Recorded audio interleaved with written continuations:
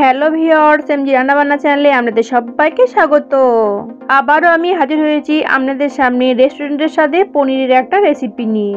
এই পনিরের রেসিপি আপনারা ভাত, রুটি, লুচি, পরোটা, নান, ফ্রাইড রাইসের সঙ্গেও পরিবেশন করতে পারবেন। এই পনির আপনারা খুবই অল্প সময়ে বানিয়ে নিতে পারবেন আর খেতেও হবে দুর্দান্ত স্বাদের। তবে এই পনিরের রেসিপি আজ আমি আমিষভাবে বানাচ্ছি। আমাদের চ্যানেলে নিরামিষ আমিষ অনেক পনির রেসিপি দেওয়া আছে, আপনারা চাইলে দেখে নিতে পারেন। ডেসক্রিপশন বক্সে লিঙ্কগুলো দেওয়া থাকবে। যদি আপনাদের এই পনিরের রেসিপি ভালো লেগে থাকে তাহলে প্লিজ চ্যানেলটিকে সাবস্ক্রাইব করে আমাদের পাশেই থাকবেন আর ভিডিওতে একটা লাইক দিয়ে সকলে দেখার সাথে ভিডিওটি শেয়ার করবেন। রেসিপিগুলি সবার আগে দেখতে হলে অল নোটিফিকেশন বেলটি অন করতে ভুলবেন না। তাহলে চলুন আজকে এই পনির রেসিপি শুরু করি। পনিরের রেসিপি তৈরি করার জন্য প্রথমেই একটা কড়াইতে কিছুটা সরষের তেল নিয়ে নিয়েছি। তেল গরম হয়ে এলে কড়াইয়ের চারি সাইডে তেলটাকে ভালো করে ছড়িয়ে নিচ্ছি। গরম তেলের মধ্যে দুটো মিডিয়াম সাইজের পেঁয়াজ কেটে রেখেছিলাম, যেটা এখন তেলের মধ্যে ছেড়ে দিয়েছি। এখন কিছুক্ষণ টাইম নিয়ে পেঁয়াজটাকে নেড়েচেড়ে একটু লালচে করে ভেজে নিচ্ছি, মানে পেঁয়াজ বেরেস্তা তৈরি করে নিচ্ছি। আমি রান্নাটা সরষের তেলে করছি, তবে আপনারা চাইলে সাদা তেলেও করে নিতে পারেন। তাতে করে রান্নার কালারটা কিন্তু অনেক সুন্দর আসবে। কিছুক্ষণ টাইম নিয়ে পেঁয়াজগুলোকে একটু লালচে করে ভেজে নিয়েছি। এখন গ্যাসের আঁচ কমিয়ে পেঁয়াজগুলোকে তুলে নিচ্ছি আর অবশ্যই তেলটাকে ভালো করে ঝরিয়ে নিতে হবে। সমস্ত পেঁয়াজগুলোকে তুলে নিয়ে কিছুটা আদা রসুন ছাড়িয়ে রেখেছিলাম, যেটা এখন ওই তেলের মধ্যে দিয়ে কিছুক্ষণ ভেজে নিচ্ছি। তবে খুব বেশিক্ষণ ভাজার দরকার নেই, গ্যাসের আঁচটাকে মিডিয়ামে রেখে 1 থেকে 1.5 মিনিট মতো ভেজে নিচ্ছি। ভাজা হয়ে গেলে এগুলোকেও তেল থেকে তুলে নিচ্ছি। ভেজে রাখা পেঁয়াজ আর আদা রসুনটাকে একসঙ্গে মিক্সিতে দিয়ে জল ছাড়া বেটে নেব। এদিকে 250 গ্রাম মতো পনির কিউব করে কেটে রেখেছি। এবার ওই তেলের মধ্যেই অর্ধেকটা পনির দিয়ে দিচ্ছি। সবগুলো পনির একসঙ্গে ভাজতে গেলে পনিরগুলো ভেঙে যেতে পারে, তাই অর্ধেকটা পনির তেলের মধ্যে ছেড়ে দিয়েছি আর নেড়ে চেড়ে পনিরগুলোকে ভেজে নিচ্ছি।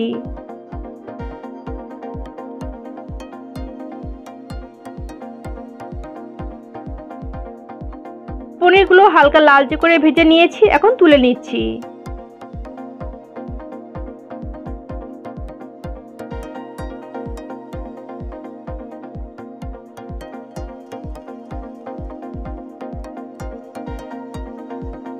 আবারও দ্বিতীয় ব্যাচের পনিরগুলো তেলের মধ্যে দিয়ে ভেজে নিচ্ছি।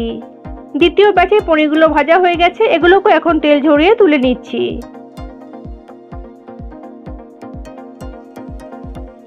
কড়াইয়ে তেল কিছুটা বেশি আছে, তাই এখান থেকে কিছুটা তেল আমি কমিয়ে নিচ্ছি। তেল কমিয়ে নিয়ে কড়াইয়ের মধ্যে কিছু গোটা মশলা যোগ করছি। দিচ্ছি একটা তেজপাতা, একটা লঙ্কা, দুটো দারচিনি, দুটো এলাচটা থেতো করে দিয়েছি আর দিয়ে দিয়েছি কয়েকটা গোটা গোলমরিচ আর অল্প একটু জয়িত্রী। দিয়েছি 4টে লবঙ্গ, অল্প সামান্য গোটা জিরে। এখন গ্যাসের আঁচ কমিয়ে ফোড়ন কিছুক্ষণ নেড়েচেড়ে ভেজে নিচ্ছি। ফোড়ন থেকে মিষ্টি গন্ধ বেরোতে শুরু করলে এই পর্যায়ে যোগ করছি একটা মিডিয়াম সাইজের টমেটোর পেস্ট। আরও দিচ্ছি খুবই অল্প সামান্য হলুদের গুঁড়ো। দিচ্ছি 1 teaspoon Kashmiri red chilli powder. এবার নেড়েচেড়ে মশলা ভালো করে কষিয়ে নিচ্ছি। 1 মিনিট মতো মশলাটাকে কষিয়ে নেওয়ার পর এই পর্যায়ে যোগ করছি দিচ্ছি 1 চামচের 4 ভাগের 1 ভাগ ধনে গুঁড়ো। আরও দিচ্ছি ওই একই মাপে জিরে গুঁড়ো। মশলাটাকে প্রায় 1.5 থেকে 2 মিনিট মতো কষিয়ে নিয়েছি। এখন এই পর্যায়ে যোগ করছি আগে থেকে ভেজে রাখা আদা রসুন আর পেঁয়াজের পেস্ট, যেটা আমি আগে থেকে মিক্সিতে জল ছাড়া বেটে রেখেছিলাম। আবারও নেড়েচেড়ে মশলাটাকে ভালো করে কষিয়ে নিচ্ছি। এইভাবেই আদা রসুন আর পেঁয়াজ ভেজে ব্যবহার করলে রান্নার স্বাদ কিন্তু অনেক গুণ বেড়ে যায়। মশলা কষাতে কষাতে বাটি ধুয়ে কিছুটা জল যোগ করছি। জল দিয়ে আবারও মশলাটাকে ভালো করে কষিয়ে নেব।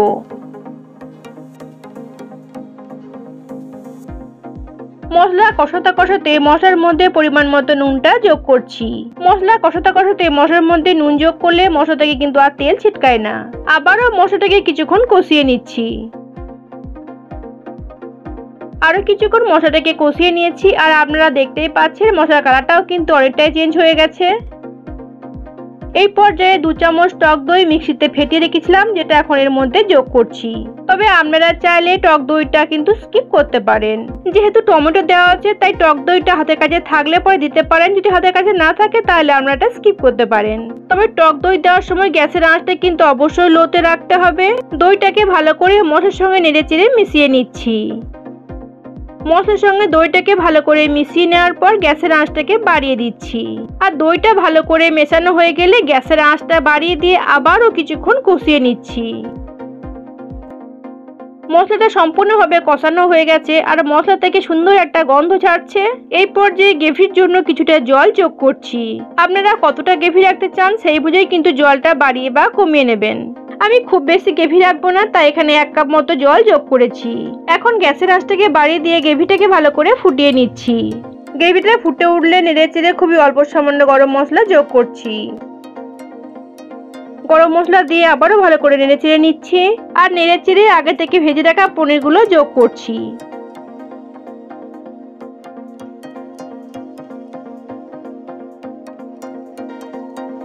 আবারও নেড়েচেড়ে পনিরগুলোকে গ্রেভির মধ্যে ডুবিয়ে দিচ্ছি।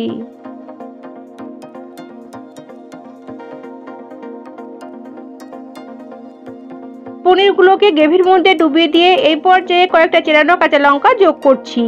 এতে করে গ্রেভিটার মধ্যে সুন্দর একটা কাঁচা লঙ্কা ফ্লেভার আসবে। আবারও নেড়েচেড়ে নিচ্ছি। তবে অবশ্যই আপনারা যে যার স্বাদ মতো ঝালটা বাড়িয়ে বা কমিয়ে নিতে পারেন।